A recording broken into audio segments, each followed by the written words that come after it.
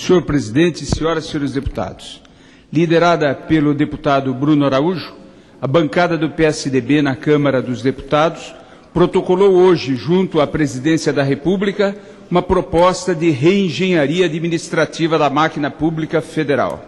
A esse respeito, permitam-me destacar 10 pontos e considerações que considero da maior relevância.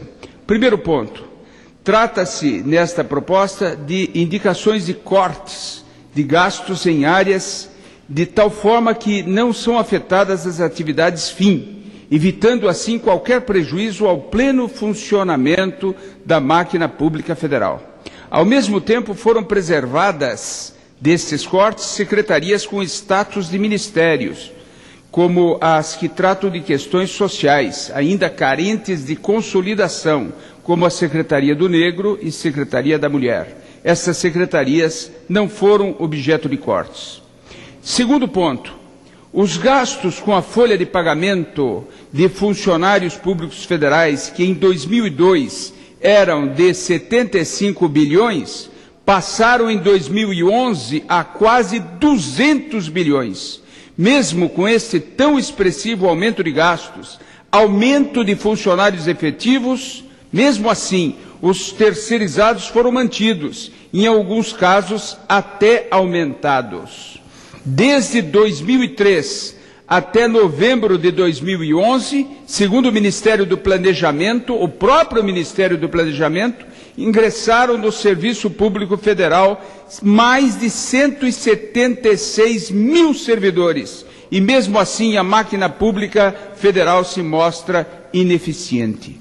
A quantidade de cargos comissionados sem concurso público aumentou em torno de 36% e hoje é de 34.444 servidores, escolhidos sem concurso público por aquele que está dirigindo aquele ministério. O governo trabalha com uma estrutura administrativa obesa, 38 ministérios, sem contar que o presidente do Banco Central tem status de ministro, sem contar também com a proposta que tramita aqui nesta casa de criar a Secretaria de Micro e Pequena Empresa. Com isso, caso ela seja aprovada, esta proposta, chegaremos a 39 ministérios. E é bom lembrar que quando Lula assumiu, dispunha de uma estrutura de 26 ministérios, apenas 26 ministérios. A nossa proposta se baseia em alguns pontos, e esse é objeto do nosso terceiro item.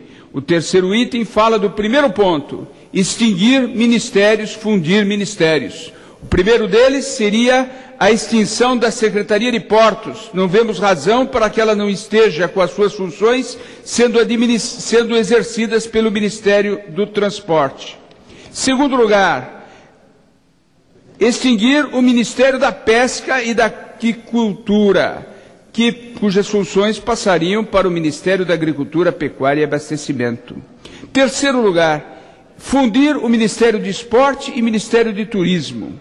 Quarto, extinguir a Secretaria de Assuntos Estratégicos, cujas funções passariam para o Ministério de Planejamento, Orçamento e Gestão.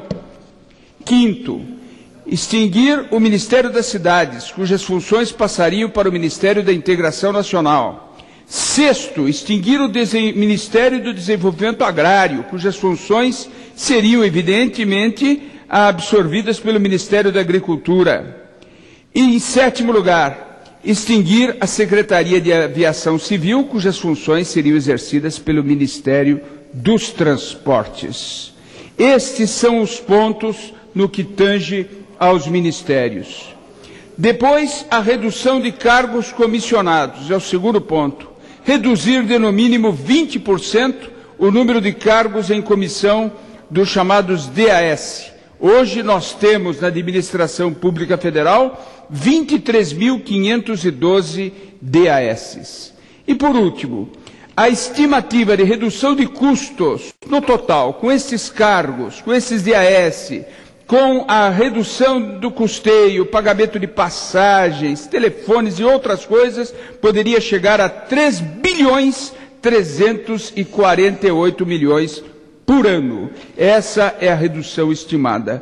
O que poderia ser feito com esses recursos? Poderíamos, com esses recursos, construir 40 mil casas populares, de 85 mil cada uma, ou comprar 33 mil mamógrafos de 100 mil cada um, ou pagar 110 mil bolsas para médicos residentes, ou comprar 34 mil ônibus escolares, ou equipar 14 mil leitos de UTI, de 140 mil cada, e ainda manter 12.500 leitos de 100 mil cada, ou construir 110 mil unidades de pronto atendimento de saúde, as chamadas UPAs.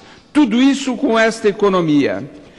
Sétimo ponto, a saúde no Brasil passa por uma crise, um caos na rede pública, necessitando de uma participação maior no governo federal. Nós não acreditamos...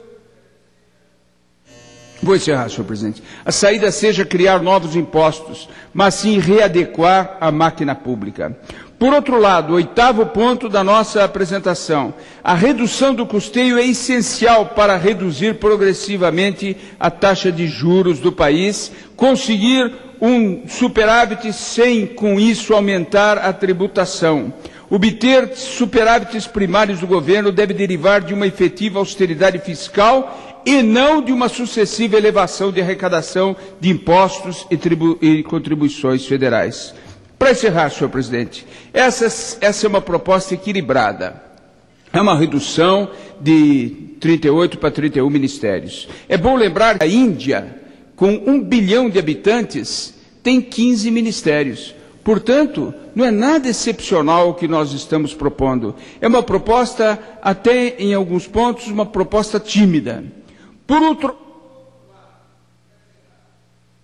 Senhor presidente, a proposta que apresentamos mostra uma oposição que não só faz oposição, uma oposição que tem posições, uma oposição propositiva. Imaginamos que possa ser iniciada uma campanha nacional, o país todo se engaje, abrace essa proposta de redução de gastos, um governo que reduz gastos, que contribui com a sua participação, diminuindo gastos para enfrentar a crise, para melhorar a qualidade, para melhorar a vida de todos os brasileiros. Muito obrigado, senhor presidente.